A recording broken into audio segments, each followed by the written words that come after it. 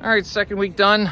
Went to the bookstore, bought one book yesterday about Russian, how to learn Russian in Chinese. I figured it's if I could double up on the subjects, it'd be a lot easier. But honestly, it's Russian and Chinese, two very difficult subjects. That bookstore has mostly economics and insurance books, risk analysis, etc. I asked them about stock market textbooks, but they had nothing. Oh well. C'est la vie. 这个生活. Well, let's walk home. Let's go through our gated community and make our way back to the hotel. All right, see, it's all good. Since I'm done the second week of teaching, I have some time to walk and talk on Friday. I've actually received a few questions about teaching English overseas. I haven't been teaching for the last 8 years. I've been doing more corporate clientele work, stuff like that. But getting back into teaching, I guess it's worth it to sort of talk a little bit about whether or not it's actually worth it to go overseas and teach English anymore. A couple weeks ago, I posted a video, how much money can you make teaching English in China in particular, but also around the world, because the amount that you make is pretty common, pretty similar. The difference with coming to a place like China or South Korea or Japan is the amount of work that's available. In China, there's just a lot of work everywhere. There used to be a lot of schools that were hiring. There still are lots of schools hiring, but not as many as before because of the double reduction policy that happened in 2022. So what that double reduction policy did was basically restrict the number of private institutions that were able to operate in the country. Now, there's various reasons why that happened. I'm not knowledgeable enough to know why that happened. All I know is that it did happen, and as a result, several large institutions such as Xindongfang, XDF, and Wall Street English got shut down basically. Or they didn't got shut down, their operations were greatly affected by what happened.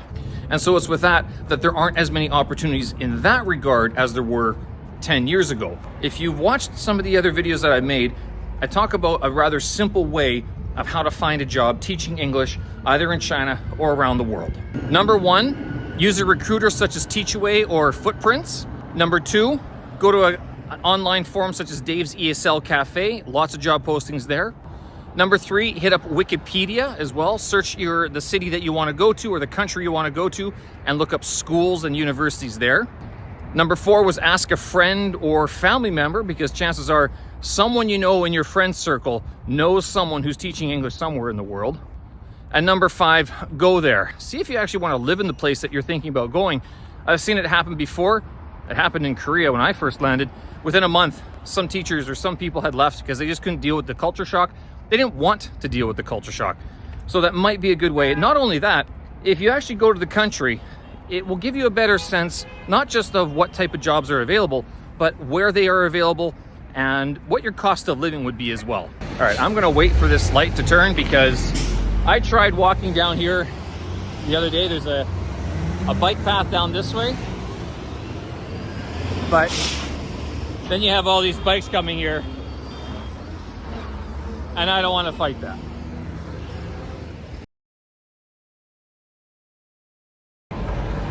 Big truck like this. All right, let's go. You still got to watch for these cars that come zipping by. So is it worth it to teach English overseas in general? Is it a good idea?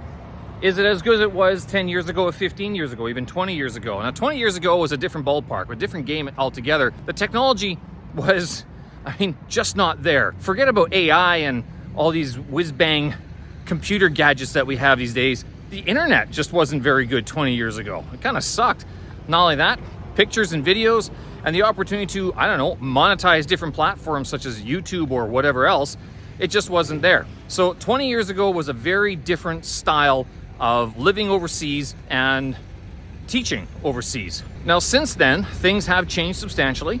Last week I was questioning whether or not it was even worth teaching English grammar anymore to students, and instead focusing more on like prompt engineering or something, because that seems to be a little bit more relevant to life and the modern student. Not just the modern student, but modern job market. But of course, as it was pointed out to me in some of the comments on that video, Just because you can use DeepSeek or ChatGPT to write an essay or an article doesn't mean that you can understand what that article is or that it's a good article. So basically the point being that you might be able to generate a lot of content, but it just might be garbage. There's a few reasons why I think teaching English overseas might still be a good idea for some people, but possibly not for everybody. Number one, culture. Like, culture shock is a real thing to happen. The first 6 months is the honeymoon phase, where everything is new, you're willing to roll with the punches. Not only that, your colleagues are still willing to help you quite a bit, but after month 6 or 7, when culture shock hits, you sort of realize just how alone you really are, because you just don't know the language, whether it's the language barrier, the culture barrier, or sometimes a money barrier. Although you might be thinking you'll make so much money teaching English and you'll make bank and savings, it might be that you're not saving as much as you thought. And not only that, your income is capped as an English teacher if you're only teaching 1 hour, face-to-face, and you're not leveraging your time or your efforts. And when you start doing the sort of financial calculations of how much you as an English teacher are going to make, despite however much money you're saving in the bank, your wage or your salary isn't going to increase along the same lines that someone who's working in a corporate environment. But maybe you're a wily investor or a savvy trader or something like that, and maybe you're able to wheel and deal your way into good real estate or good stock picks, and you're earning dividends or rental income. Maybe you are that type of person. Good, kudos to you. People who go teach English overseas are able to make money, save it, send it home, wherever home may be, buy property that appreciates in value. That is possible as an English teacher, but it also requires you, A, not to drink it all away, and number 2, travel it all away. I think one important point to make, money aside, you will not be bored living overseas. Not just within the first 6 months, that honeymoon period, but even going through culture shock.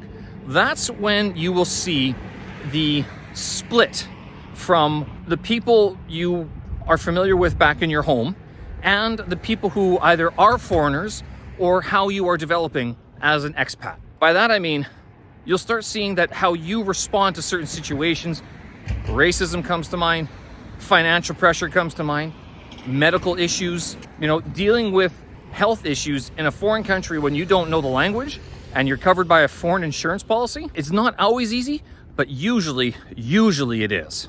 It's also something that you yourself have to deal with. It's all great and good to talk about culture and seeing the world and broadening your horizons, but when you're suffering a medical condition and you don't know if the policy, your health insurance policy covers it, maybe it's not such a big deal when you're a young person, but getting older, or if it's a serious condition as well, these are some things to consider when you're thinking about living overseas.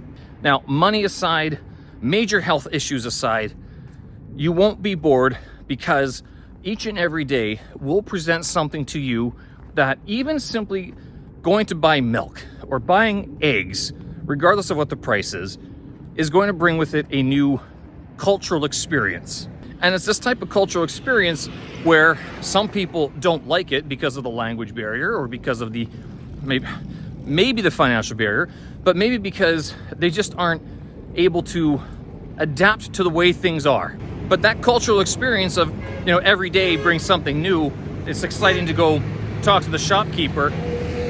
You'll actually find, wow, those machines are loud. You'll find some of the things that happen is that you actually don't want to know people. You like being anonymous, and you can be anonymous as a foreigner for a little while. Then you'll start learning more about the language, or learning more of the language. You'll learn more about the culture. You'll probably go to the same few places, because even you'll be able to see which places are of good quality and which places maybe aren't. In regard to moving overseas to learn another language, I've mentioned in other videos that as an English teacher, I have found it extraordinarily difficult. Matter of fact, the way that I learned Chinese, most of all, was because I had a rather monotonous, dull, and boring job that allowed me the brain space and the schedule to focus on building up Chinese characters, learning Chinese characters, which then helped my vocabulary, which then helped me being able to speak a little bit more.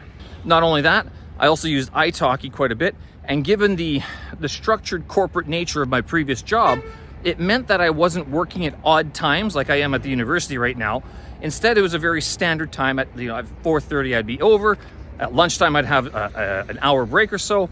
And then not only that, using a program or an app such as italki, I was able to buy several packages worth of language lessons that I could fit in throughout the day, whether it was in the morning, at lunchtime, or even after school or into the evening. Since my last corporate job didn't require me to do much homework, so to speak, I could then spend my time doing the language homework that I wanted to do in order to learn Mandarin Chinese to an extent that I could actually talk to people. Now, other languages might be easier to pick up. French, Spanish, Indonesian. I mean, maybe those are a whole lot easier to learn than Mandarin Chinese. But I found going to Korea, even going to Ukraine, these places, coming to China, they were difficult to find the time to learn the language to an extent that I would be able to communicate with people quickly, because that's what daily life is. It goes by so fast. You can spend so much time studying a language, but then you have to make the choice. You either spend the time learning the language at home, not going out, or you go out, experience the culture, but then you don't know the language because you don't know the vocabulary. So that being the case, that might actually be one of the crown disappointments of teaching English overseas, is that maybe you won't learn as much language as you thought you could have as a worker. Now, as a student, that might be a little bit different. Now, I've never studied overseas before. I am kind of thinking of it right now to go to school here in China. University, I want to maybe do a university semester or two studying the Chinese language, if for no other reason that I would like to become a little bit more proficient in the language and just sort of solidify it. Up until now, working and studying at the same time, I've been able to build up my language, and I have language progress checks on this YouTube channel. You can see, I mean, pronunciation issues aside, vocabulary issues aside, I'm able to produce enough language that I can string together a sentence, at least a basic one. So if you are looking to travel overseas to learn another language, just understand that it's going to take a lot of focused effort, and you might actually have to make the choice between going out with friends, your new friends, and experiencing the culture, or maybe going to going to a museum or something like that, or staying at home and putting in the time to learn the local language, whatever the local language may be. I'm gonna have to travel quickly here. No cars now. Oh, and see, it turned. Oh, it's green. How'd that happen? Luckily, not too many people on the road right now. Ooh. If you're not too bothered about not learning the language very quickly or at all, which, to be honest, you don't need to learn the local language always to work in another country. Not too much. Just typical stores, I guess. As you can see, nothing too exciting.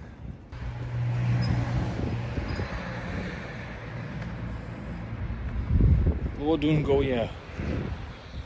Don't know what Luodun means. Some sort of shopping shop.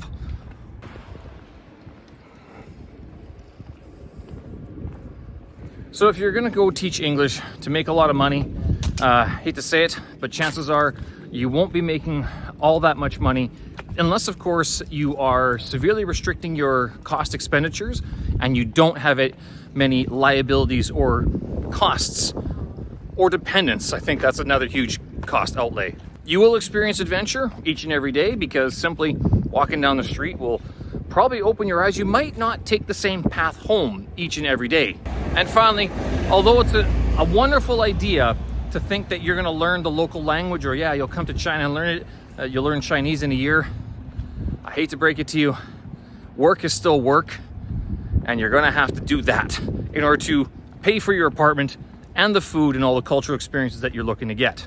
Of course, you can supplement your income teaching online, especially if you specialize in a test such as TOEFL, the ACT, what is it called? The ACCA, the CATs, or even IELTS or something along those lines, where there is sort of a continuous demand for those type of instructors.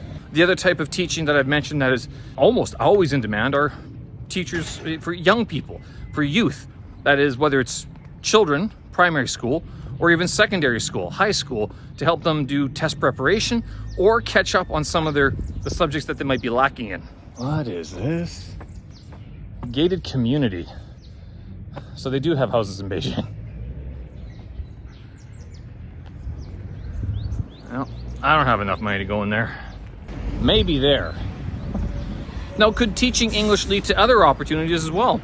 Whether it's other business opportunities, whether it's meeting a partner, maybe it's just simply living out a dream that you've had of, like, what is it like to live overseas? Now, I speak mostly about teaching English because that is something that I've been sort of doing for the last 10 to 15 years. I have worked in other capacities. I've done other work, other jobs in that time, of course. But, I mean, if I'm being honest, none of them were very lucrative. I was able to get by. I've made and saved money here in China, of course. But again, it's because of the volume of work, not so much the work itself.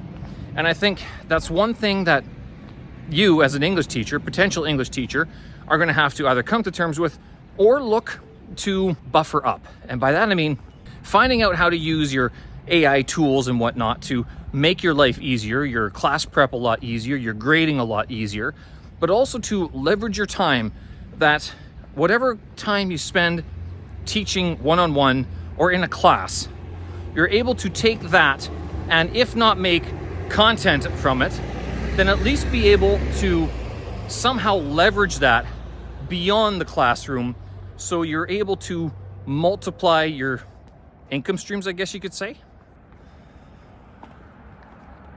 Because the houses weren't big enough on the other side. There's these ones within the Great Red Wall, which I showed in another video. So overall, is it worth it to go teach English in 2025 and beyond? Yeah, I think it is. I think it is changing. I don't think the money's going to get any better, to tell you the truth. I think it's actually going to stay the same, if not go down. Your purchasing power index, or whatever it is, your PPI, that might also go down.